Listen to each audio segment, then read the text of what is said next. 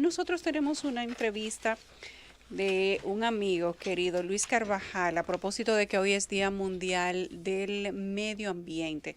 Y nosotros en este programa nos hemos tomado, digamos que una frustración que antes era individual y nos fuimos dando cuenta que era colectiva. Respecto de cuál es la política general que tiene República Dominicana o la administración del país respecto o en favor de la preservación del medio ambiente. Hemos querido traer a Carvajal para hablar con él sobre eso, Valle Nuevo, la zona de Barahona, Loma Novillero, Loma Miranda, no, y Loma Miranda ni se diga. Hay que hablar de del esto, no país podemos seguir completo. callados. No se puede seguir dejando el tema del medio ambiente en un segundo plano porque aparentemente este país tiene pocos dolientes. Carvajal, buenas tardes. Gracias, Luis, por venir. Qué bueno que tuviste el tiempo de venir a visitar la gente del gobierno de la tarde. Gracias por la invitación. Es lamentable que el Día de Medio Ambiente lo recibamos con el regalo de la eliminación del Parque Manolo Tavares Justo por sentencia del Tribunal Constitucional, sentando un precedente que puede tener alcance trágico para el país, dado que si se aplica la doctrina que ellos aplicaron para eliminar el parque, declararon el decreto irrazonable porque afectaba, según ellos, a más de 40 comunidades que, quiero decir, no están dentro del parque, que el argumento fundamental que se utilizó es equívoco y que si manda además a compatibilizar los intereses y si se aplica ese criterio, el Estado Dominicano no podrá legislar para ningún área protegida, Claro. porque en todo el país está lleno de intereses, pero peor aún, los intereses que están allí, los fundamentales, han llegado después de declararse el área protegida. Los 7 planes de manejo forestales que están en el corazón del parque se han dado en violación a la ley 6400 y a la Constitución después de la existencia del parque, al igual que el permiso minero a Unigol Dominicana. Y no hay, nosotros desafiamos a quien quiera demostrarlo y para ello lo muestra en la foto de satélite, pero podemos hacer los descensos que se quiera, comunidades. Las que se mencionan como comunidades afectadas por el parque están todas fuera, a varios kilómetros del parque, ni siquiera en la periferia, y ciertamente hay alguna población en la periferia, pero cuando se diseñó este parque en el 2011, que había recuperado una zona que estaba protegida y que se desprotegió en el 2002 y en el 2006, porque para poder garantizar las aguas del acueducto del noroeste y de la presa de Monción, y para garantizar la estabilidad hidrológica de toda la región noroeste, era necesario proteger esta área. Y no es un poco contradictorio incluso el hecho de justificar con que hay algunas comunidades cuando lo que se pretende con el parque es precisamente preservar los recursos que van a dar vida a una serie de comunidades. Bueno, es el bien más amplio. Es como irnos a lo particular y dejar de lado o de cuidar lo que es para bienestar general. Mira, si fuera cierto que las comunidades están, era válida la preocupación porque la declaratoria de área protegida debe buscar una solución para ella y hemos tenido la costumbre de un Estado irresponsable. Pero aún así, de ser cierto, el agua es un bien fundamental para toda la región. Fíjense que todavía hace apenas una semana estábamos alarmados viendo las fotografías de las vacas muertas en Montecristi, sí, o viendo la crisis que tenía la gente en Sabaneta o los problemas que había en Mao. O vimos como la semana pasada un aguacero normal produjo 2 horas después una inundación en medio de una sequía que no se ha revertido. Porque tenemos una situación hidrológica crítica, hay un déficit estructural de agua que obliga a medidas de conservación. Lo que precipitó la decisión del parque era el hecho de que estaba diseñado el acueducto de la región noroeste y de que estaba en perspectiva el manejo de la presa de Monción. Y todos los estudios demostraban que era imposible manejar estas obras y garantizar agua para las 5 provincias del noroeste si no teníamos protección en la cuenca alta. ¿Qué es lo terrible? Lo terrible es que venimos denunciando desde hace mucho la ocupación y la presión sobre áreas protegidas. Y en un documento que habíamos preparado, porque esta noticia la recibimos el viernes, y en el documento que habíamos preparado habíamos llamado la atención sobre las ocupaciones ilegales en Valle Nuevo, Jorocoa, en Sierra de Bauruco, en el Alto Yaguate y en el Manolo Tavares, donde denunciábamos 3 cosas. Estábamos denunciando el avance de la ganadería extensiva, la existencia de planes de manejo, incluso dados con permisos oficiales en el corazón del parque, y los proyectos mineros. Ocurre que ahora aquellos elementos que violaban la ley, se resolvió el problema, ya no violan la ley, ya el parque no es parque. Exacto. Pero si se aplica ese criterio, estaríamos afectando de manera inmediata por lo menos 47 otras áreas protegidas. Que en vez de sacar la mano de obra o la presencia de individuos que están dañando la zona protegida, estamos desprotegiendo la zona para que puedan dañarla. Sí. A ver, pero que yo tengo y es interesante un detalle. La primera reacción no vino del mundo académico ni de los ambientalistas, vino de las comunidades. Por eso es sorprendente cuando nos dice que se hace en nombre de las comunidades y son las primeras comunidades las que dan una muestra contundente de la defensa de su parque. Como ocurrió con los haitises, que fueron la gente del entorno, o como ha ocurrido en Valle Nuevo, o como ocurrió con Loma Miranda, o ha ocurrido con muchas otras áreas. Jurídicamente, esta sentencia que declara inconstitucional el decreto 37111, que es el que crea el parque, y partiendo de lo que usted plantea en el comunicado de la Academia de Ciencias de la República Dominicana sobre la misma, sin haber leído la sentencia, me sorprende mucho que se haga referencia aquí en la nota, y quería que usted quizá nos ilustrara al público también, que no conoce el caso, de la existencia de más de 40 comunidades, porque eso es un número alto, y decir que eso simplemente en el terreno no es así, es una realidad material pues muy distinta a la que pondera el tribunal. Y me pregunto yo, ¿es que realmente no hay nadie en esa zona, como se dice, o es que hay personas pero no son tantos? O sea, ¿cuál es el problema? Porque si existen 40 comunidades y la zona que se está intentando declarar como área protegida son personas que tienen ya su derecho de propiedad asegurado, ahí tenemos un problema que no se resuelve tan fácilmente. Entonces, ¿qué fue lo que pasó ahí realmente con las comunidades en el terreno? Bien. Qué suerte, usted señaló 3 componentes. Voy a empezar por el último para volver a los demás. Absolutamente nadie ha mostrado, ni puede mostrar, un título de un área que eran públicas, que habían estado declaradas previamente antes de la existencia del parque como reservas forestales, y que en el voto disidente de la magistrada Katia Miguelina expresó con mucha claridad que no había habido absolutamente ningún título. Lo de las comunidades, cuando se hace la instancia de inconstitucionalidad, se habla de que allí habían cerca de 5.100 personas en 40 comunidades, y cuando empieza a mencionar comunidades, y usted la inventaría, no hay una sola de las mencionadas, una sola, el terreno que exista, esté al interior del parque. En el parque pueden haber algunas muy pocas casas dispersas. De hecho, nosotros estamos desafiando a que, utilizando las tecnologías modernas o haciendo los descensos necesarios, se verifique esa situación. Porque la situación legal que se crea es extraña. A pesar de que los argumentos que toma el Tribunal Constitucional son débiles y son falaciosos, o sea, no son ciertos. Ya en el 2012 había habido un debate en el Congreso por la presencia de Unigold, y el senador Sánchez Roa en su momento había reclamado a la Dirección de Minería en ese momento el que no podía haber un permiso al interior del parque, al igual que ha habido quejas por los permisos forestales dentro de esta zona. Ya tú sabes cuáles son las 40 comunidades, ¿verdad? Perdón.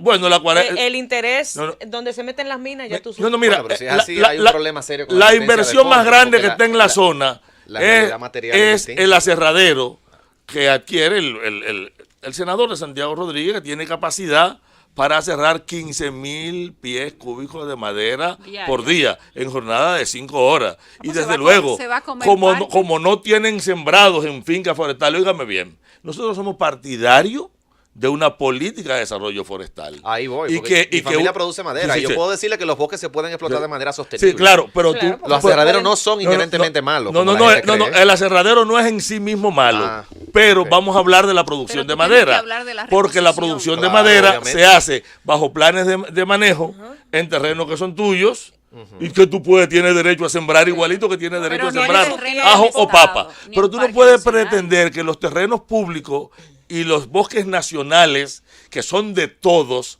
tu poder desarrollar tu industria maderera sobre la base de avanzar sobre el bosque nativo. Claro. Que la ley 6400 prohibía su explotación y con la aprobación de la nueva ley forestal y en su reglamento te abre un espacio para el bosque nativo en regeneración en zonas que han estado en manejos anteriores. Eso es más o menos lo que plantea, que aunque es muy ambiguo, te sigue diciendo, uno, si usted no sembró ese bosque y además no está en terreno suyo porque es del Estado, irlo a explotar, usted lo que está haciendo es un maroteo, usted está capitalizándose sobre la base de la naturaleza. Pero estamos hablando de donde nace el río Sidra, el río Maguá, el río Ámina. Óyeme, es el agua del noroeste de una región que hace pocos días estábamos viendo en la prensa las vacas muriéndose por producto de una escasez estacional agravada por el fenómeno del Niño, un fenómeno que seguirá repitiéndose. Y nosotros decíamos en esta misma emisora, dije varias veces que esas vacas que estaban muriendo en Montecristi y en Sabaneta, en Santiago Rodríguez, era producto de las vacas que estaban pastando en el Parque Manolo Tavares.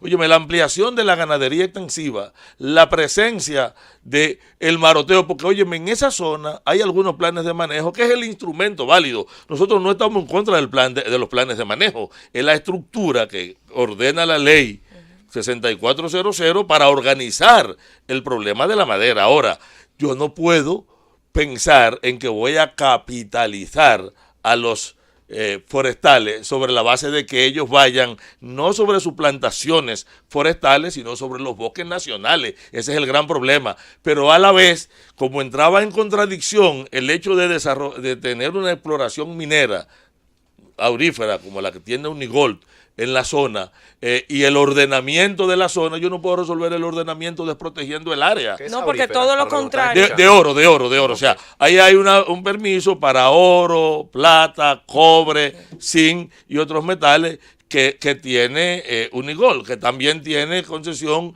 que interesa en otro parque, que es el Parque Nacional Nalga de Maco, próximo a donde están las nacientes de Joca y Neita, que constituyen luego el Artibonito. El noroeste es una zona que tiene un déficit estructural, es la más vulnerable a las variaciones del clima, a las oscilaciones climáticas, a la lluvia, a la sequía, a los deslaves. Y frente a una situación como esta, una zona con una crisis como esta, desproteger los nacientes de agua es un abuso contra la nación dominicana. Óigame bien, es un crimen que este país no puede permitir. ¿Qué situación tenemos ahora? Porque a mí me interesa que se sepa qué es lo que están pidiendo la Academia de Ciencia y la UAS. Mira, las sentencias del Tribunal Constitucional son inapelables y la ruta interpretativa termina sentando doctrina para interpretar otros casos. Eso hace altamente peligrosa esta sentencia, porque no solamente por el precedente que siente, porque si es válido podemos empezar a aplicarlo ahora mismo y ya hay presiones sobre otros parques que han estado siempre. Nosotros estamos diciendo que hay que restituir este parque, no podemos anularlo a menos que no vayamos a un tribunal internacional, que no descartamos porque sería la última instancia. Nosotros pensamos que el Poder Ejecutivo puede, en una revisión del decreto, para constatar que los argumentos sobre lo que se eliminó no existen, restaurarlo, o si incluso hay alguna zona que ciertamente implique problemas, corregirlo. Pero se puede declarar de utilidad pública un terreno siempre que sea es que son del Estado. Pero precisamente. Cuando se habla de propiedad ya son de utilidad pública. Luis, lo que pasa es que queremos convertir un terreno de utilidad pública para el aprovechamiento privado. Y eso es lo que no se puede permitir. Y no se puede utilizar el hecho de que estas comunidades van a perder su título de propiedades porque no lo tienen, porque no es posible. Ahí hay algunas familias, en algunas casas dispersas, en condiciones extremadamente pobres. Hay un documental que elaboraron la Academia de Ciencia y la UA, que recoge cómo viven esas familias. No se hizo ahora. ¿Cómo se llama? Se hizo, está en la red y se hizo con relación, se llama Tramo Norte-Sur, porque se hizo con relación a las vías, cuando se discutían las vías de la carretera Norte-Sur, y una de las rutas atravesaba el Manolo Tavares, y ahí están descritas las comunidades, la vegetación, qué es lo que hay allí, quiénes están, y se verá que las primeras comunidades están fuera del parque. La que está más próxima está a cerca de 1.5 kilómetros del parque. Luego dentro del parque pueden aparecer Sí, no, incluso fuera, porque el amortiguamiento serían 500 metros. Dentro del parque puede aparecer una que otra pequeña vivienda y la infraestructura para talar, porque lo que sí encontramos era que había explotación maderera intensiva con permisos. Lo que sí encontramos es que quienes estaban quemando y talando decían: nosotros tenemos autorización del Luis, ministerio.